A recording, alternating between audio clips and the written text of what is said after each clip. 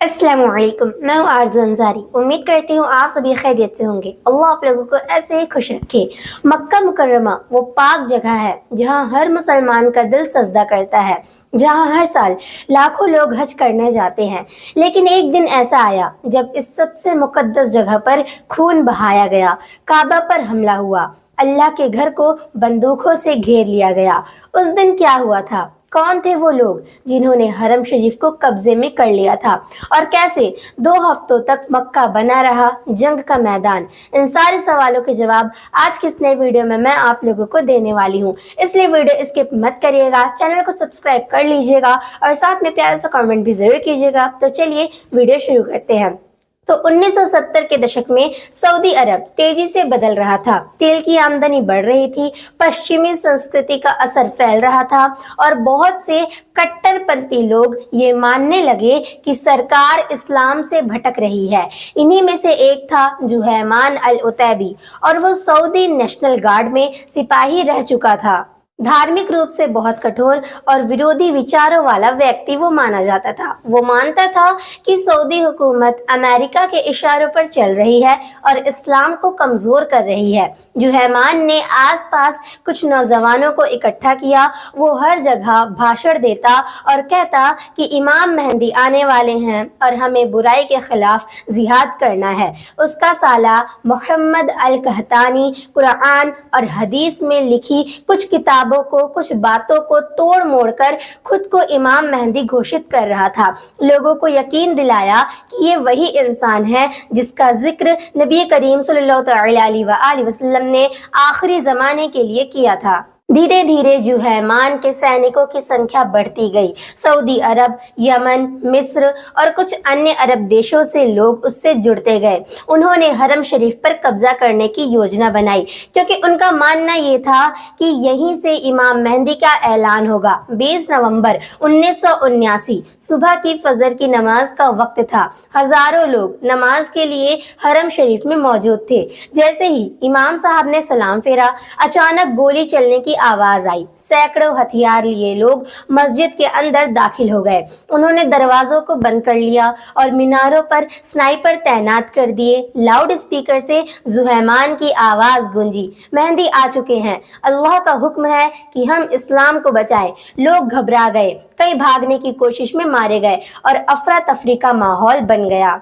काबा के अंदर जुहैमान और उसके साथी पूरी तैयारी के साथ आए हुए थे। उन्होंने हथियार ताबूत में लाए थे, क्योंकि उस दिन एक जनाजा नमाज के लिए मस्जिद में लाया गया था। उन्होंने स्नाइपर, पानी, खजूर, गोला बारूद सब जमा करके रखा था। करीब 15 दिन तक उन्होंने मस्जिद अल हरम को कब्जे में रखा। मक्का शहर को बंद कर दिया गया। हर तरफ सन्नाटा और डर छा गया। विद्रोही हर नमाज के वक्त लोगों को भाषण देते और कहते कि हम ही असली मुसलमान हैं, लेकिन उनके हाथों में अल्लाह का नाम नहीं बल्कि बंदूक थी। शुरू में सऊदी सरकार हिचकिचाई, क्योंकि हरम शरीफ में हथियार चलाना हराम माना जाता है। मस्जिद अल हरम में जिन 500 लोगों ने हमला किया, उन्हें ट्रेनिंग देने वाला जुहैमान था। इस बगावत के पीछे एक और बड़ी वजह थी, और वो थी 1979 की ईरानी क्रांति। 1979 की ईरानी क्रांति के बाद पूरी दुनिया में शाही निजाम के खिलाफ आंदोलन खड़ा हो चुका था और सऊदी भी उससे अछूता ना रहा। 1979 में होने वाली ये बगावत उसी से प्रभावित थी। जुहैमान खुद इस शाही निजाम के विरुद्ध सालों से काम कर रहा था। जुहैमान ने काबा के अंदर लाखों लोगों को कैद करके रखा था, लेकिन उन्हें ज्यादा लंबे समय तक कैद करके रखना आसान नहीं था। लोग भूख प्यास से मरने लगे, तो मजबूरी में बहुत लोगों को छोड़ना पड़ गया। उनके बाहर निकलने के साथ ही ये खबर फैल गई और सऊदी पर दबाव बनने लगा। काबा के अंदर कैद ये लोग किसी एक देश के नहीं थे, बल्कि 100 से ज्यादा देशों के लोग शामिल थे, और हर देश अपने नागरिकों को सही सलामत निकालना चाहता था। सऊदी के लिए परेशानी की बात ये थी कि काबा हुर्मत वाली जगह थी। यहाँ पर नबी करीम सल्लल्लाहु अलैहि वसल्लम ने खूरेजी करने से मना किया था। ऐसे में मस्जिदुल हरम में फौजी कार्रवाई का आदेश देना पूरी दुनिया के मुसलमानों को सऊदी के खिलाफ कर सकता था। ایسے میں وہاں کی سطح پر بیٹھے شاہ خالد نے علماء سے حملے کی رسالت مانگی تاکہ کعبہ پر قبضہ کرنے والوں کا مقابلہ کیا جائے۔ جیسے ہی علماء نے فتویٰ دیا، سعودی نے تابڑ توڑ فوجی کارروائی شروع کر دی۔ سعودی سینا کو کٹھنائی کا سامنا کرنا پڑا کیونکہ ودروہ مسجد کے تہہ خانے میں چھپے ہوئے تھے، اس لیے سرکار نے فرانس کی اسپیشل فورس GIGN کو مدد کے لیے بلایا۔ فرینچ کمانڈو نے ایک خاص گیس بنائی جو بند جگہ میں لوگوں کو بے ہوش کر دیتی ہے، اس کا یوز کر کے سینا اندر داخل ہوئی۔ لڑائی چلتی رہی قریب 2 ہفتوں تک۔ آخرکار جہیمان اور اس کے ساتھیوں کو گرفتار کر لیا گیا، قحطانی مارا گیا، مسجد سے سینکڑوں لاشیں نکالی گئیں، سینکوں کی، ودروہیوں کی، نردوش نمازیوں کی۔ جنوری 1980 میں زہیمان اور اس کے 67 ساتھیوں کو وبھن شہروں میں ساروجنک روپ سے یعنی کہ سب کے سامنے پھانسی دی گئی تاکہ لوگ سیکھ سکیں کہ اسلام کے نام پر بغاوت کبھی بھی منظور نہیں ہے۔ کعبہ شریف پر حملہ اسلام کی سب سے دردناک گھٹناؤں میں سے ایک ہے۔ اس سے پوری دنیا کے مسلمانوں نے سیکھا کہ اسلام میں ظلم اور خون خرابہ کی کوئی جگہ نہیں ہے۔ اللہ نے قرآن میں فرمایا ہے کہ جو کسی بے گناہ کو مارتا ہے اس نے پوری انسانیت کو مار ڈالا۔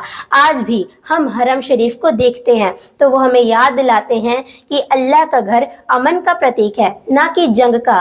حرم شریف آج بھی کھڑا ہے اللہ کی رحمتوں کے سائے میں، اور پوری دنیا کے لیے یہ پیغام دیتا ہے کہ سچا اسلام صرف اور صرف محبت اور امن سکھاتا ہے۔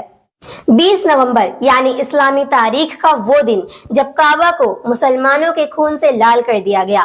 کعبہ پر پہلا حملہ ابراہا نے کیا تھا، لیکن کعبہ پر آخری حملہ کرنے والا خود ایک مسلمان تھا۔ یہ گھٹنا سعودی کے اتہاس کی سب سے خطرناک گھٹنا تھی، جب مسلمانوں کے کعبہ کو 15 دنوں تک مسلمانوں کے خون سے لال کر دیا گیا، اور کہا جاتا ہے کہ اس حملے میں کچھ بھارتی حاجی بھی شہید ہوئے جن کے بارے میں آج تک خلاصہ نہیں کیا گیا۔ اگر آپ اس وقت مکہ میں ہوتے تو آپ اپنی جان بچاتے یا کعبہ کی حفاظت کرتے؟